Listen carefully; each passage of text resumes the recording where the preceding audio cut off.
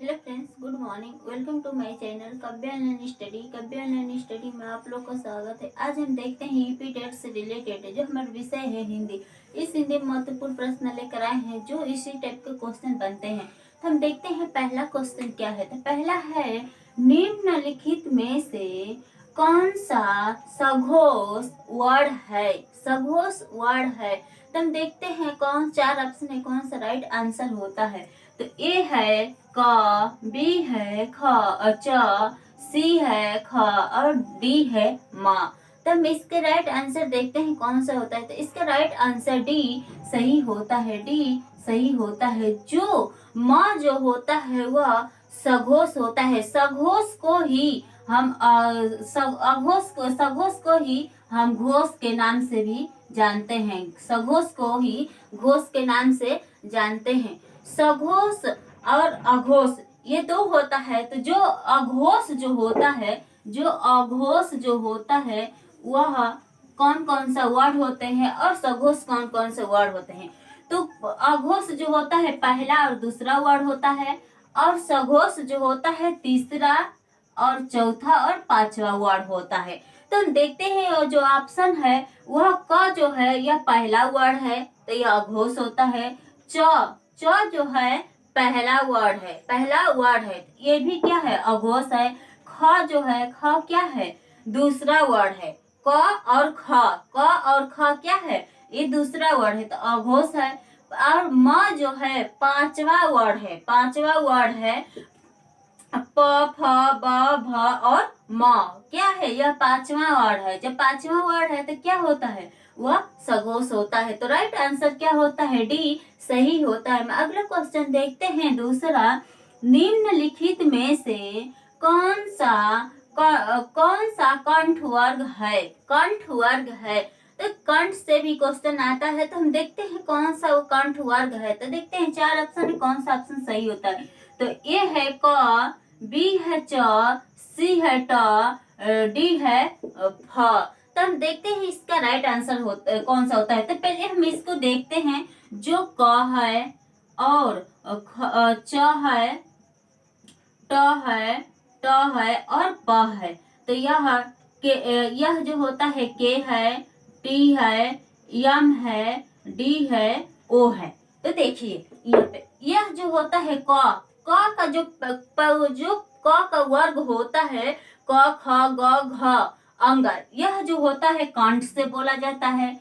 च जो होता है च छ ज झ अंग, च छ ज झ अड़ा, ये किससे बोला जाता है तालु से बोला जाता है। तो यह क्या होता है, यह जो हमारा राइट इसका आंसर जो होता है यह ए सही होता है। ए सही होता है। दूसरे का ए सही होता है। कंठ क जो होता है कंठ से बोला जाता है, कंठ ही पूछा गया ना। और च जो होता है तालु होता है, यह जो होता है तालु होता है, यह तालु होता है। और ट जो होता है मूर्धा होता है, मूर्धा होता है।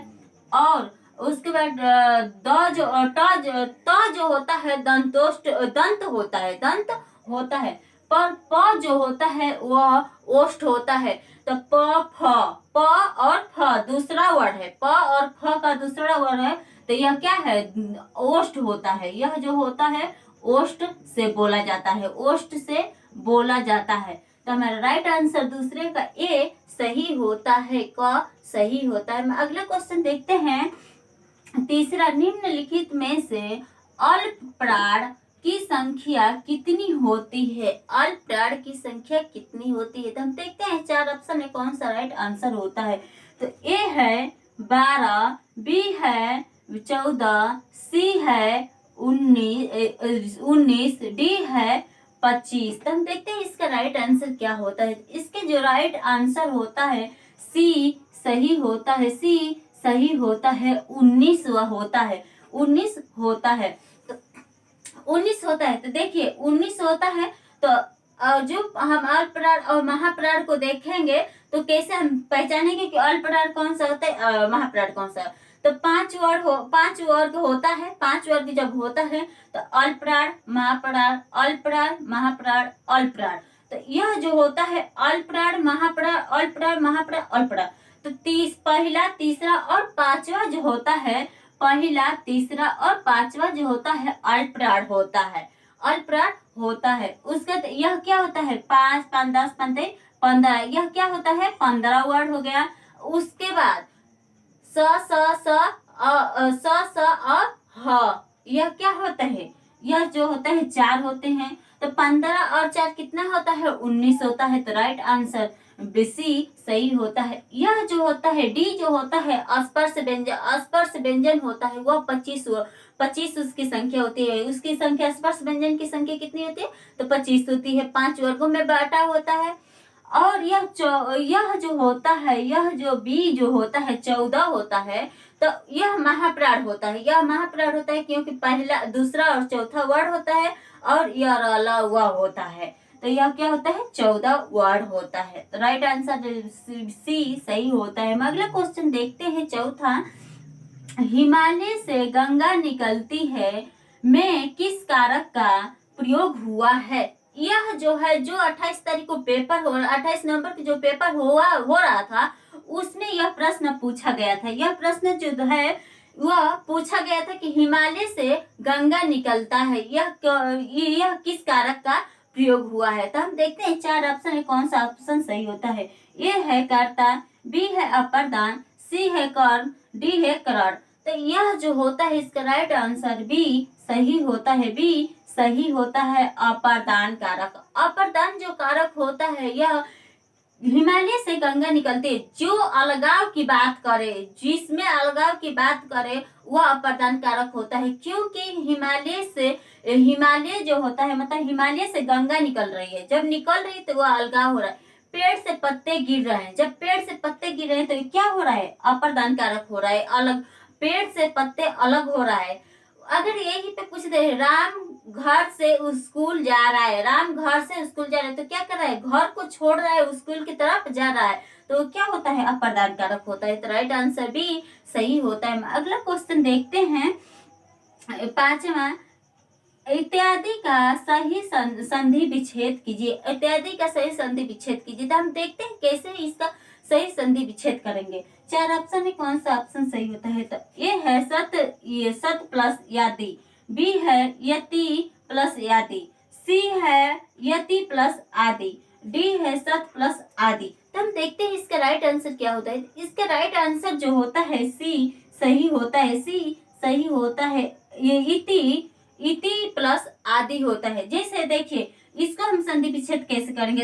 यह पूछ दिया है कि यह इत्यादि जो है यह कौन सी संधि होती है। तो यह संधि जो यड़ संधि होती है। देखिए, यह जो इत्यादि जो है, तो जहाँ पे आधा वर्ड हो, जहाँ पे आधा वर्ड हो, या य र ल और य र ल और वह हो, य र और वह हो, जहाँ पे ये शब्द आए, तो यह का जो होता है ई बदलता है, र का जो होता है री में बदलता है, और वह का जो होता है ऊ में बदलता है। तो इसका जो होता है आधा वर्ड हो या य र ल हो, तो इसको ई री ऊ में बदलते हैं। तो देखिए, यह जो होता है इत्यादि। तो यहाँ पे ई जो है और त जो है, त का पूरा हम करेंगे, त को पूरा हम कर दिए। जब त को पूरा कर दिए तो यह आता है, यह जब आया है तो इसको ई में बदलेंगे। जब ई में बदलेंगे तो इसको ऐसे करेंगे, मतलब छोटी ई करेंगे, उसके बाद प्लस कर देंगे। उसके बाद यहाँ पे आ बचता है, और जब बचता है तो और आ, मतलब आ यहाँ पे होता है, तो आ आदि, यह जो होता है क्या होता है, इति प्लस आदि होता है। तो इसका राइट आंसर सी सही होता है, सी सही होता है। अगला क्वेश्चन देखते हैं, 6, यह जो है हिंदी शब्दकोश में त्र का क्रम किस वर्ड के बाद आता है। त्र, तो हम देखते हैं त्र का त्र का जो क्रम होता है किसके बाद आता है। तो 4 ऑप्शन है, कौन सा ऑप्शन सही होता है। तो ए है त, बी है छ, सी है क और डी है ज्ञा। तो हम देखते हैं इसका राइट आंसर ए सही होता है, ए सही होता है। क्योंकि यह जो होता है त, त जो होता है उसके त्र के क्रम में आता है। जिस देखिए इसका जो त्र का जो त्र की दो वर्डों से मिलकर बना है ना, दो वर्डों से जब मिलकर बना है तो त्र को इस संयुक्त व्यंजन के नाम से जाना जाता है। त्र त्र प्लस र, त्र प्लस र, यह जो होता है त्र दो शब्दों से मिलकर बना है। उसके इसका जो क्रम पहला क्या होता है, पहला जो है त, जब पहला त है तो वह किसका बना है, त से ही बना है। जब त से ही बना है तब इसका पहला क्रम क्या होता है, त। तो राइट आंसर ए सही होता है। हम अगला क्वेश्चन देखते हैं सातवां, छह वर्ड किन वर्डों से संयोग हुआ है, मतलब किन वर्डों से मिलकर बना है। तो हम देखते हैं इसका चार ऑप्शन कौन सा राइट आंसर होता है। तो ए है त प्लस र, बी है ख प्लस ख, सी है क प्लस ख, डी है क प्लस ज। तो देखते हैं इसका राइट आंसर क्या होता है। तो इसका राइट आंसर जो होता है वह बी सही होता है। क प्लस ख से छ बनता है, छ बनता है। यह जो होता है त प्लस र से क्या बनता है, त्र बनता है। अभी मैं बताई हूँ कि त्र बनता है। तो राइट आंसर बी सही होता है। हम अगला क्वेश्चन देखते हैं आठवां, घ का उच्चारण स्थान कौन सा होता है, घ का उच्चारण स्थान कौन सा होता है। तो देखते हैं चार ऑप्शन है कौन सा राइट आंसर होता है। ए है तालु, बी है दंत, सी है कंठ, डी है मूर्धा। तो इसका जो राइट आंसर सी सही होता है। इसका राइट आंसर सी सही होता है, कंठ। घ जो होता है कंठ से बोला जाता है। जो क वर्ग होता है, क वर्ग का होता है तो क वर्ग में 5 अक्षर होते हैं, क ख ग घ अंग। तो घ किस में आया है, कंठ में आया है, क वर्ग में आया है। तो यह क्या होता है, कंठ होता है, कंठ होता है। हम अगला क्वेश्चन देखते हैं पांचवा जो हम अगला क्वेश्चन देखते हैं ना, पवन का संधि विच्छेद कीजिए, पवन का संधि विच्छेद कीजिए। तो हम देखते हैं कौन सा ऑप्शन सही होता है। तो ए है प धन अन, बी है प धन अन, सी है प प्लस वन, अब डी है इनमें से कोई नहीं। तो हम देखते हैं इसका राइट आंसर क्या होता है। इसका जो राइट आंसर होता है यह क्या होता है, ए सही होता है, ए सही होता है। क्योंकि यह जो होता है पौधन अन होता है, पौधन अन होता है। यह कौन सा संधि होता है, यह कौन सा संधि होता है। तो यह संधि जो होता है आयादी संधि होता है, आयादी संधि होता है। आयादी संधि में आए आओ और आए होता है, यह होता है। तो राइट आंसर ए सही होता है। हम अगला क्वेश्चन देखते हैं 10, मातृभाषा शिक्षण का प्रारंभ कहाँ से होता है। जो मातृभाषा है वह कहाँ से प्रारंभ होता है। तो हम चार ऑप्शन देखते हैं कौन सा राइट आंसर होता है।